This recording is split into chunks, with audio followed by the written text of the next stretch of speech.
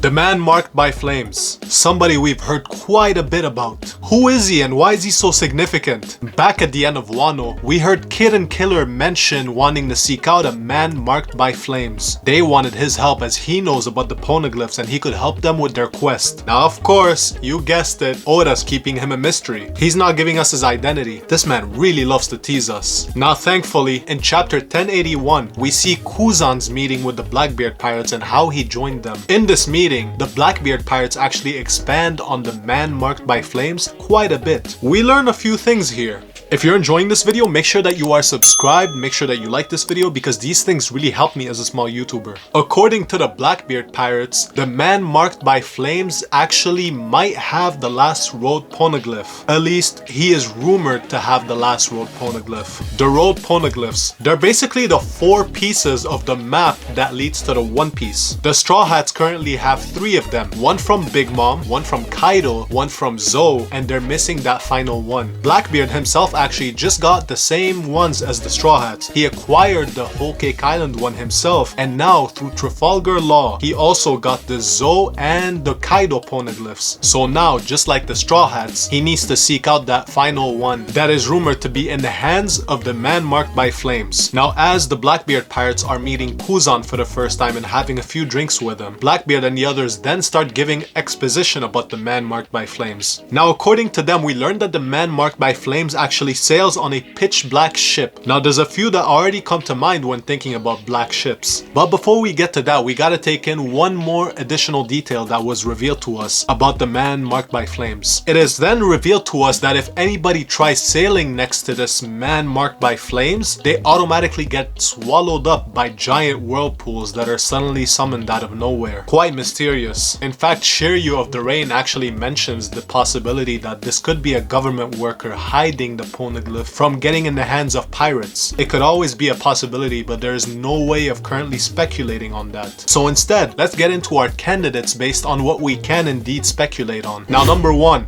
Monkey D. Dragon, and the father of our protagonist Luffy, of course. Now, Monkey D. Dragon is actually infamous for being the world's most wanted man. We still don't know why to this day, and he has yet to be relevant in the actual story. So it could make sense that by the time we get to the man marked by flames, it is then revealed to us that it is Monkey D. Dragon. More importantly, however, Monkey D. Dragon is actually the leader of the Revolutionary Army. Now, the Revolutionary Army stand in direct opposition against the world government, and it would make sense for them to hold a road poneglyph, something that the government would hate getting in the wrong hands. It would also make sense for Dragon to be labeled as the world's most wanted man simply for holding a red poneglyph, which would definitely be uncalled for, as it's simply the government labeling things again, the same way that the world government labeled Child Robin as the Devil of Ohara. Now, the ship of the Revolutionary Army actually has black sails, which is not commonly found among ships in One Piece. Trust me, I tried looking and it only seems like there's a few. So the ship of the Revolutionary Army, called the Wind Grandma, actually has darkish blackish sails, and that could be consistent with the description of the ship sailed by the man marked by flames. In addition, Dragon's face tattoo could be the so-called flame marking that people are referring to. Not only that, Dragon could create whirlpools with his supposed wind-related powers that are often showcased to us whenever he shows up. Also regarding this, Sabo, the right-hand man of Dragon, actually is marked by flames on his left eye. He literally has a burn mark, and he is presumably a passenger of that ship with black sails. Let's not forget that between Dressrosa and Whole Cake Island, Jesus Burgess, one of the 10th Titanic captains of the Blackbeard pirates, snuck aboard Sabo's ship back to the Revolutionary base in Baltigo and used this opportunity to summon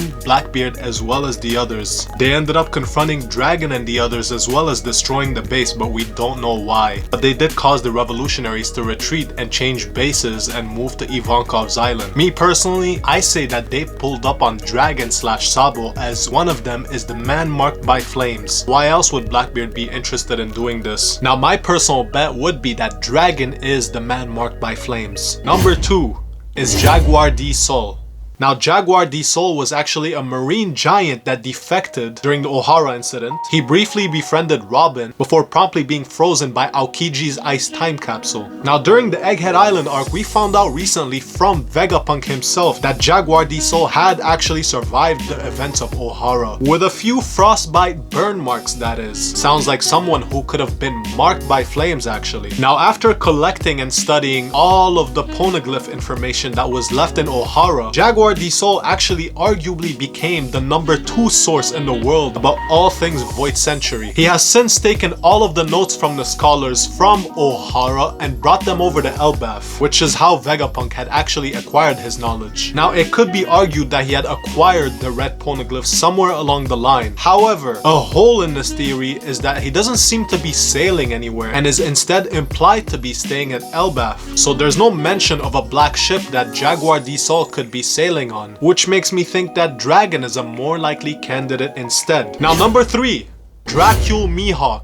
Now, most of you guys are probably thinking, why? And I will admit, this one is sort of dumb, but there is a little bit of evidence here. There's 3 things to consider. Mihawk's coffin ship is actually one of the few ships in One Piece that has black sails. Additionally, and this is where it starts getting dumb, Mihawk could arguably make whirlpools with his swords. Now, even dumber, however, Mihawk's coffin ship has candles on it. So what if Mihawk somehow burnt himself somewhere we've never seen before, and this is how he was marked by flames? Now, don't say I didn't warn you. Now, the last 2 that I would like to quickly mention is Thriller Bark has black sails. Besides that, a popular fan theory is that Scopper Gaban, a former Roger pirate alongside Rayleigh, Shanks, Buggy, and Odin, is heavily speculated to be the man marked by flames, as his current status is still unknown. I would also like it to be him, but from what we've seen of him in the past at least, he had no burn marks anywhere. Besides his unknown status, this whole theory seems to me more like wishful thinking than anything that actually has any concrete evidence. So for now, I don't think there's enough to imply that it could be him. So in conclusion, Monkey D. Dragon is actually our #1 most likely contender to be the man marked by flames. Besides that, if you enjoyed this video, make sure that you are subscribed, make sure that you like this video, because these things really help me as a small YouTuber. Other than that, the common question of the day is, who do you think is the man marked by flames? Leave your thoughts in the comment section